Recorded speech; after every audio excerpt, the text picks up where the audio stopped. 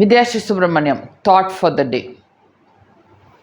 நம்ம என்ன நினைக்கிறோமோ அது கண்ணில் பட்டுட்டே இருக்கும்.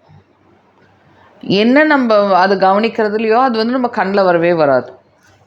ரெட் கார் தியரின்னு ஒன்று இருக்குது. ரெட் கார் தியரி அப்படின்னா நம்ம வீட்டிலேருந்து கிளம்பும்போது நான் உங்களை கேட்குறேன், நீங்கள் வீட்டிலேருந்து கிளம்பும்போது ஏதாவது ரெட் கார் பார்த்தீங்களா அப்படின்னு கேட்குறேன். நீங்கள் என்ன பதில் சொல்வீங்க? நீங்கள் சொல்வீங்க, மேபி நான் பார்த்துருப்பேன், ஆனால் நான் கவனிக்கலை அப்படின்னு சொல்லுவீங்க. எல்லோரும் அதே பதில் தான் சொல்லுவாங்க. அப்புறம் அதே கேள்வி நான் இன்னொரு தடவை உங்களை கேட்குறேன், வேறு மாதிரி கேட்குறேன்.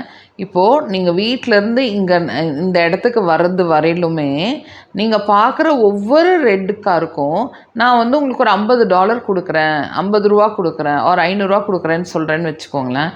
அப்போ நீங்கள் ரெட் காரை கவனிப்பீங்களா அப்படின்னு நான் உங்களை கேள்வி கேட்டேன்னா நீங்கள் என்ன சொல்வீங்க?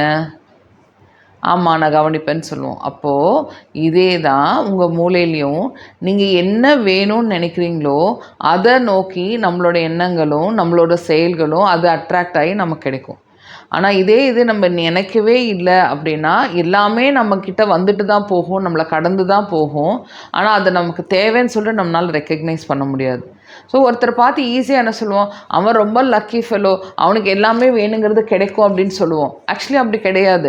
லக்குங்கிற வார்த்தை அது என்னை பொறுத்தவரை லக்குங்கிற வார்த்தையே இல்லை. நம்ம எப்போ தெளிவாக இருக்கிறோமோ அந்த பாயிண்ட் கரெக்டாக அந்த பாயிண்ட் அளவுக்கு எவ்வளோ தெளிவு ப்ரிசிஷனாக இருக்கோ அப்போ உங்களுக்கு வேணுங்கிறது கண்டிப்பாக கிடைக்கும்.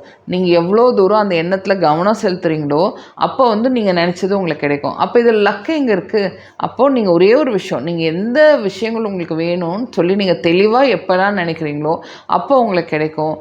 நீங்கள் அதை நிறையா பேர் லக் அப்படின்னு சொல்கிறாங்க. லக்குங்கிற வார்த்தையோட உங்களோட தெளிவான எண்ணம் தான் உங்களுக்கு வேணுங்கிறது உங்களுக்கு கொண்டு கொடுக்கும். ஓகே, ஸோ நீங்கள் இனிமேல் யாரை பார்த்தாலும் லக்கின்னு சொல்லாமல் அவங்க எவ்வளோ தெளிவான சிந்தனையில் இருக்காங்கன்னு சொல்லிட்டு நீங்கள் திங்க் பண்ணி பார்க்கணும். ஓகேயா?